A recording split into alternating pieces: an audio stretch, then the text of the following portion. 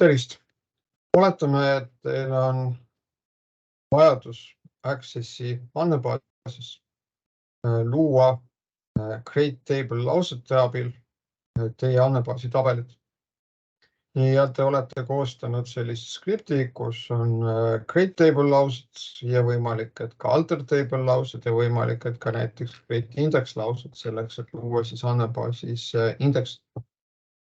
Nüüd paraku Microsoft Accessis ei ole sellist sisse ehitatud funktsionaalsust, mis laseks teil sellist skripti käivitada. Et te saaksite anda ette selle lausendite järjendi ja öelda programmile, et palun täida järjest kõik need laused.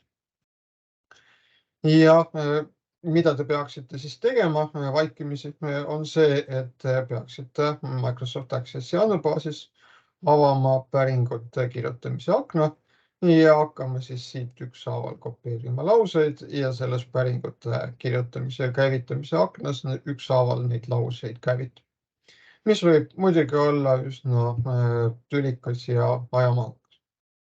Nüüd omalt poolt saan ma teile pakkuda ühte Accessi andmebaasi faili, mis sisaldab minupoolse täiendusena väikest programmi kirjutatud Visual Basicus, kokku pandud avalikest allikatest pärineva programmi koodi põhjal ja mille sisuks on siis võimaldada kasutajal käivitada siis andmebaasis sellist skripti faili.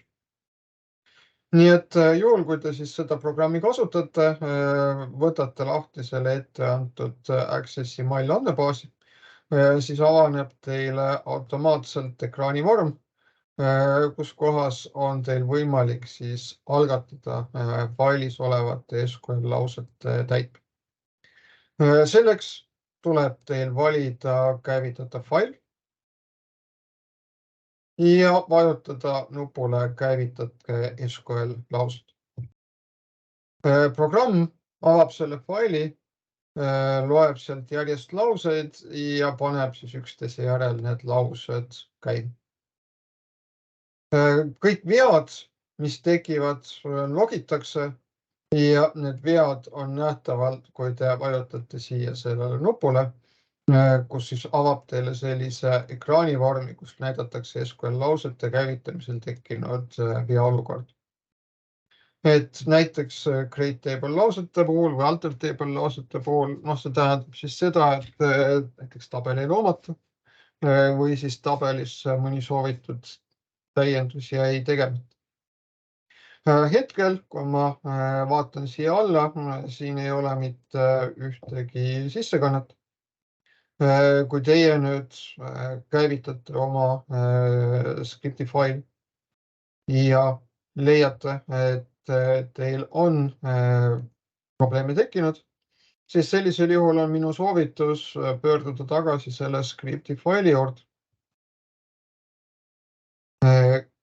teha muudatus selle skripti failis ja seejärel laadida alla selle mail andmebaasi uus koopia, mis on tühi, kus kohas ei ole mitte ühtegi tabelit ja proovida seda skripti siis selle tühja maili põhjal uuesti käivitada. Ja korrata seda senikaua, kuni siis nende kõikide skripti failis sisalduvate lausete täitmine õnnestus. Pidage silmas ka seda, et kui teil näiteks on selle skripti failis tabelite loomise laused, nendes tabelite loomise lausetes defineeritakse kitsendusi, kitsenduste definitsioonides omakorda viidatakse teistele tabelitele, mis peavad olema andmebaasis juba loodud. Et siis võib tekkida selline olukord, et kui teil ühe tabeli loomine ebaõnnestub, siis kaskaadselt ebaõnnestuvad ka järgnevate tabelite loomised ja niimoodi jääb päris palju lauseid täitmata. Siin on muideks olemas ka selline funktsionaalsus nagu on SQL lausete eksport. Ehk siis teistpidi, et kui teil on siin loodud andmebaasi tabelites on ka näiteks teist andmeid, siis kui ma vajutan siia nupule SQL lausete eksport, siis kataloogi ctemp tekib 3 faili. Failis ESQL Create on tabelite loomise laused. Failis ESQL Add on tabelitesse andmete lisamise laused ja failis ESQL Delete on tabelite kustutamise laused. Nii et tegelikult ka selline funktsionaalsus vaikimisi Access'is puudus, aga selle väikese abiprogrammi poolt on see funktsionaalsus siia lisatud.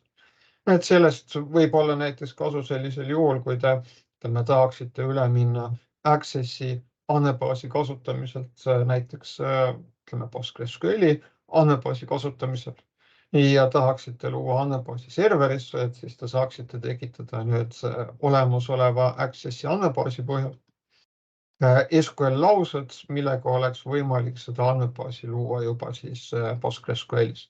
Sellepärast, et see programm siin ekspordib neid lauseid just nimelt PostgreSQL andmebaasi süsteemi, andmebaasi keele dialekti silmas pidades.